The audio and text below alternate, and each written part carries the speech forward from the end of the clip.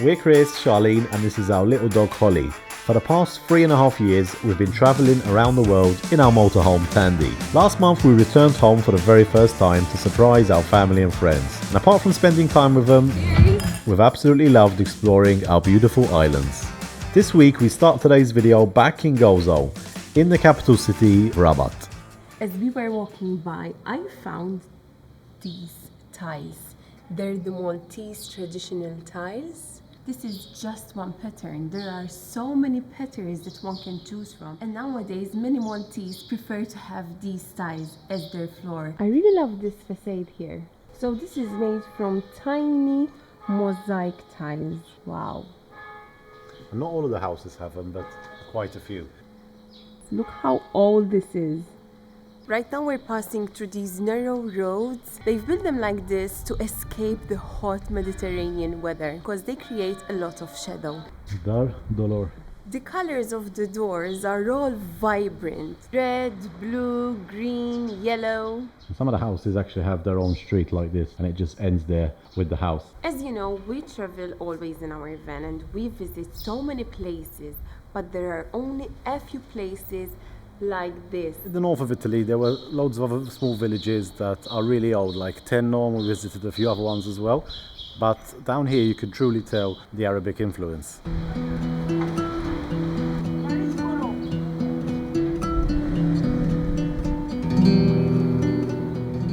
So we've just entered the fortress. It's called Citadella, and we haven't been in here in such a long time. Even when we were previously in Gozo, we never actually came in here. For me, it's been about 10 years, I think. How about you? Yeah, the same. This is actually much more older than we were before. And yeah, it's just incredible. It's like you've gone back in time. So this is our Maltese stone. Most probably this part here was someone's house. It's not too bad, actually. When you look at the apartments they're selling nowadays in the major cities, and even here in Malta, this is a normal size, actually.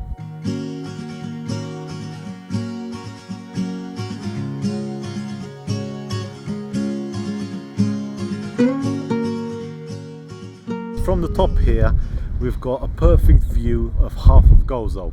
You can see where the ferry dock's in front of us, all the way around here, up until the end of the island. And this gives you a real clear picture of how small Gozo really is. And then over here at the back of the Citadella, there's still these old ruins where people used to live. There's only one problem though, it's so windy up here. And when I came here last, we were pretty young, so you don't really appreciate it that much. Now that we've been to so many places and you come back here and see this, just makes it so special.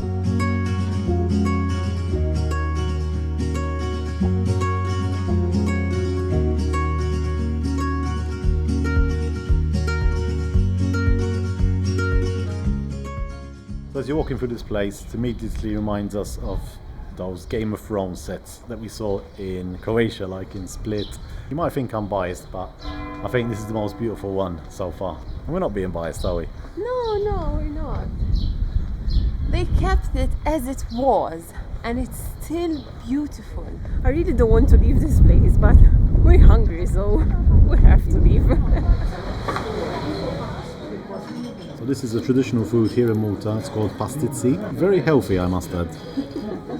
Not really. I've got them here with cheese, and Charlene's got them with peas. These are the two main types of pastizi that they make here. But I think recently they've started doing ones with chicken and something else as well, I see. And chocolate, yeah. They're not the original ones though. There's pastizi in Gozo. Yeah. Outside it's just covered in oil, and then inside here I've got this ricotta cheese. So crispy and delicious. And it's only 70 cents each. I also got our famous soda drink. This is my favorite. It's called Kenny. It's made from oranges and aromatic herbs. And it goes down really well with pastizi. Cheers!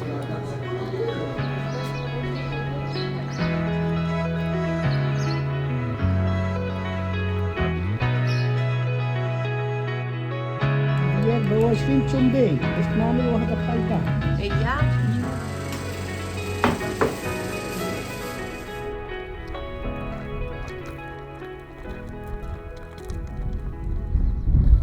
Hello. Hello, doggy. This spot that we've just arrived at is a really special place here in Gozo.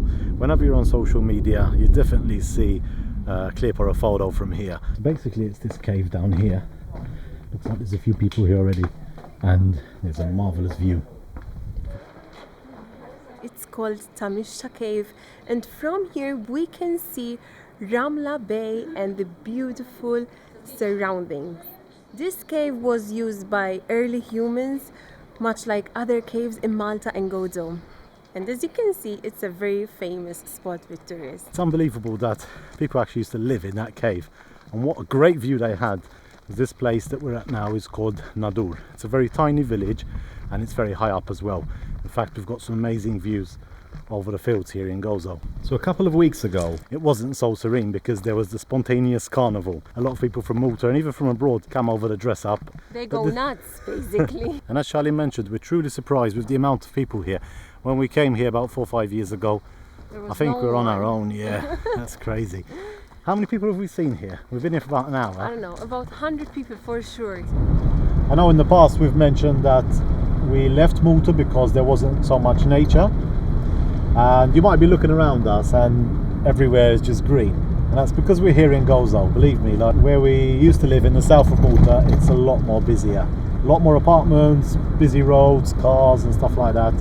So this place here, this small island Gozo, is really special, and I hope they keep it like this because it's really special. So nice, right? It still lacks mountains and forests. That's something that we're never going to have, but at least like, look at this. It's nice, no? Yeah, I like it. I prefer Gozo than Malta. We were still so impressed with how many people there are, and we were just talking now, the last time we were here was during the pandemic, and that's why it was so empty. We're comparing it this winter to winter 2020-21, which is obvious why there's so many more people now. So on our way through Nadur, we've just stopped at this place. It's called Mekren's Bakery. They make bread, they make pizza, they make fatira, they make a lot. If my memory serves me correctly, this is a really good pizza. So we stopped off here to get one now. Tuna fatira I have at the moment. Uh-huh. With potatoes, tomatoes, onions, capers, olives. So I have them with anchovies. What's this one? With anchovies. It's the tuna. I have the special of the house with the Maltese sausage, fresh cheese. Yes, this one, yeah. Like that. That looks good, yeah. I make it hot for you. Yes, please, yeah, thank you.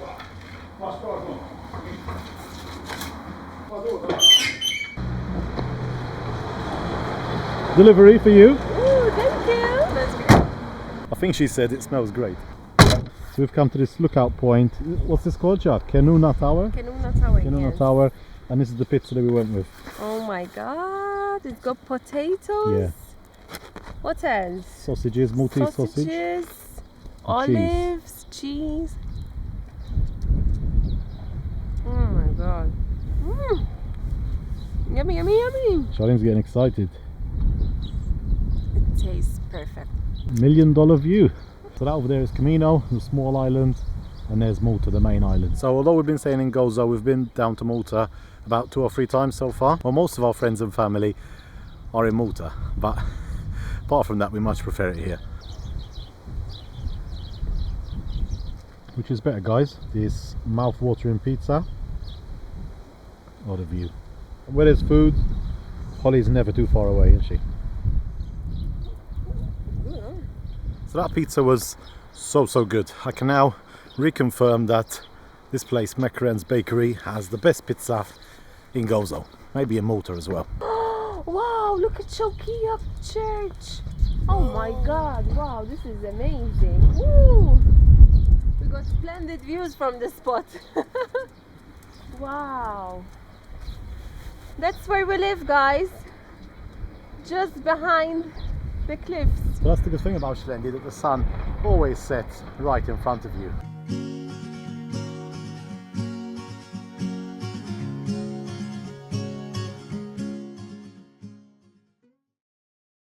We've just arrived at this farm. It's called Dreams of Horses Farm, and we're going to go and meet the owner now. His name is Victor, a very nice guy. We've spoken to him already, and he's going to show us around. Oh, cute. Hello. Yeah. Hello.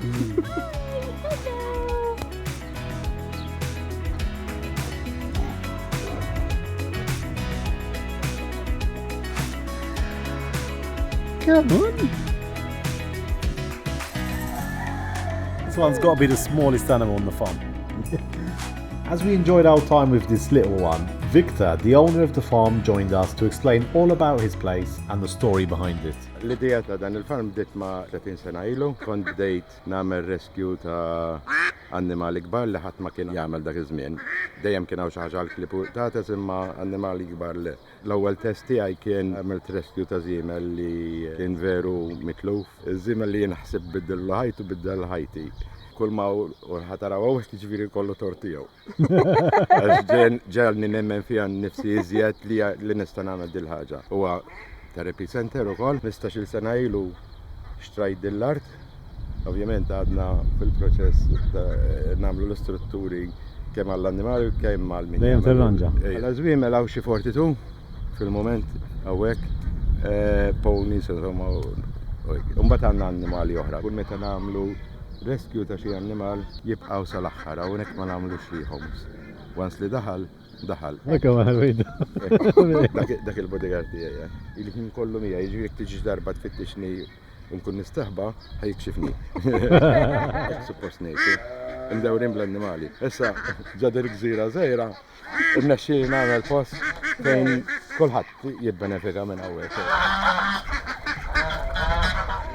Okay?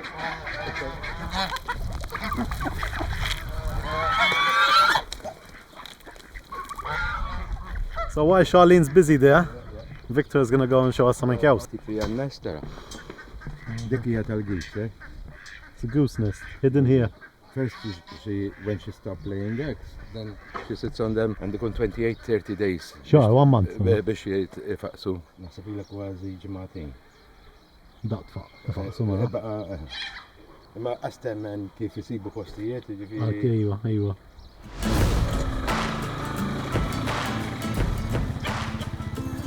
Victor also took us into the stables and explained all the never-ending tasks that he's challenged with every day. And he also gave us an insight as to how expensive it really is to maintain a place like this and feed all these animals. This place is massive, so all of the horses, they have their own area here. This one's got 2 in, but normally it's just 1. And then they can go outside and they're all connected outside as well. Something that Victor told us is to always approach them from the side so they can see you like this. Hey. Because their eyes are on the side. He told us to never approach a horse straight ahead because they can't see you properly. And that little fella there has been following me around the whole time. Look how tiny he is compared to the horses.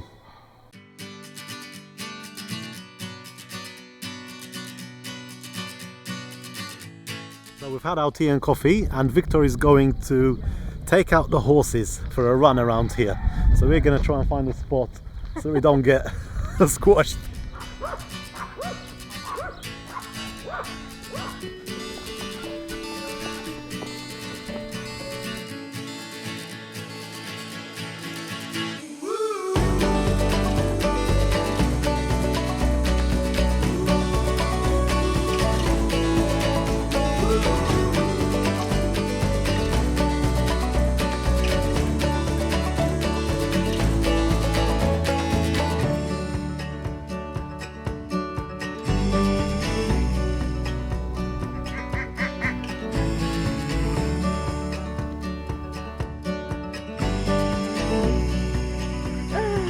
She's smelling our dog.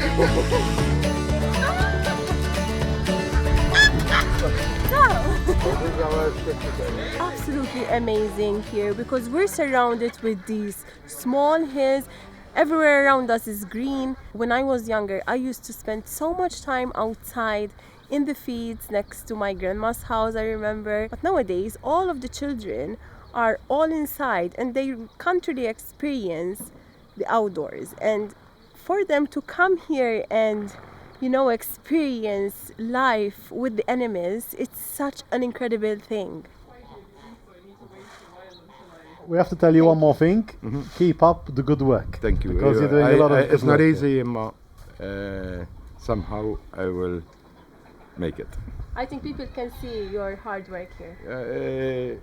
We go through lots of Ups and downs, yes. I always manage. Somebody's on top and always make it happen. All right, all right. Thank you. All right. Oh, good luck. That was such a lovely experience. So as you can probably imagine, it's very expensive to run this place. If you do want to help out Victor on his mission to give these animals their best life possible, we're going to leave a link in the description to their website, and from there you can either give a one-off donation or even sponsor a horse on a monthly or yearly basis. Even the smallest donation can help this place. And from our time here today, we have definitely seen how much Victor loves this place and loves every single animal here. So thank you so much for watching. If you enjoyed the video, hit the like button, and yeah, we'll see you in the next one. Bye. Bye.